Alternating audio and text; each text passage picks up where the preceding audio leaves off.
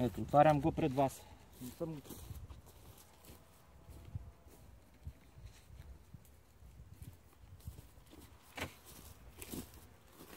Отварям го пред вас.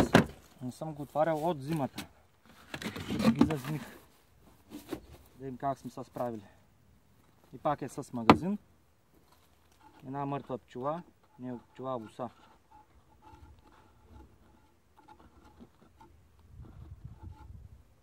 Ето я.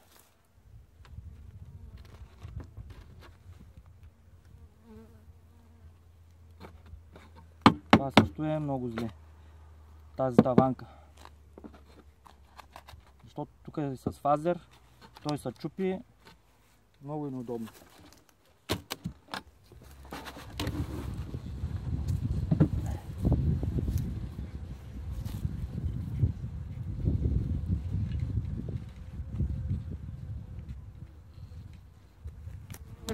Ето как може да разберете, че е имало мишки.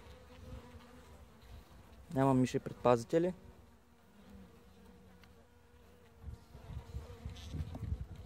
Дори част от восъка е наяден. Това е живо доказателство, че е имало мишки.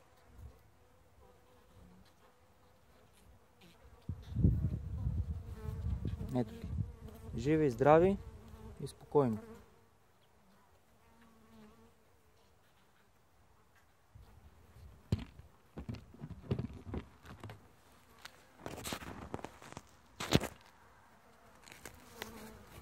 Сега ще ги проверим как.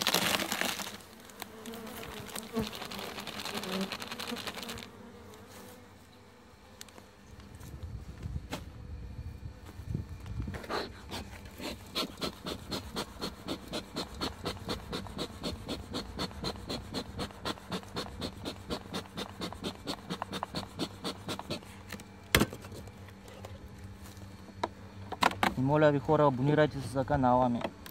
Изобщо не е сложно. Който обича видеа на такава тема, иска да гледа,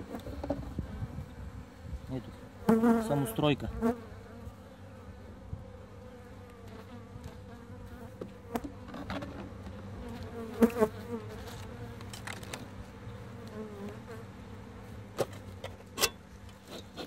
Погледнем дали има пил от мен, това ме интересува.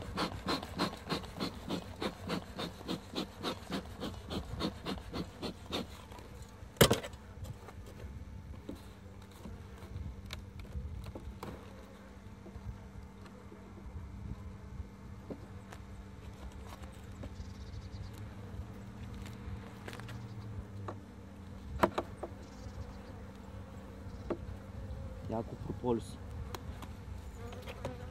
Тази година ще слагам и решетки за пълнени на прополис. Ще фащаме рояци. Ще ги вадим от дървета, от комини, от стари сгради. Така че се абонирайте за канала, бе.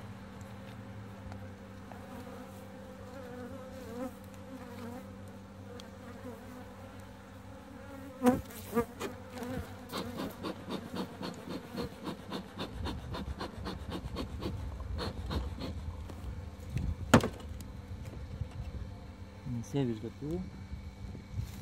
Прашец. Ето го.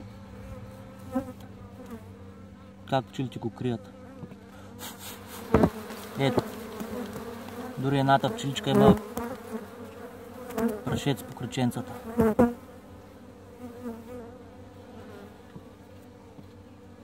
Запечатва се, лупи се. Много добре си работят. И това е един рой, който го извадих от един комин миналата година. Майка не съм му сменял. Повечето му рамки са на самостройка.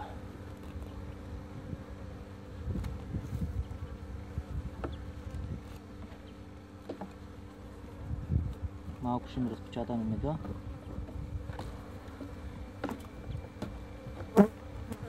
И затова са с по-малко запаси мед.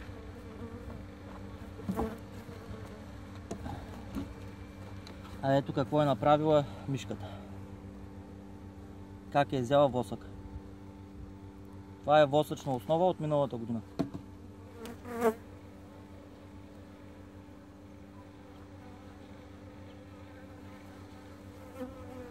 Сега няма да го чистя. Като се позатопли повече, тогава ще ги отварям всичките. Ще ги чистя. Купил съм си още 4 такива кошери като този.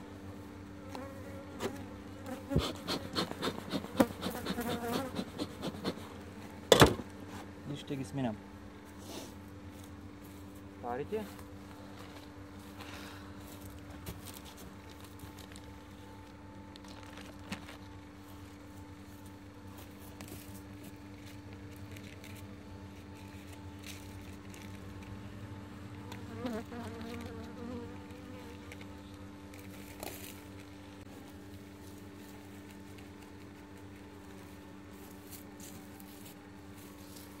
И сега го затваряме и продължаваме с другите.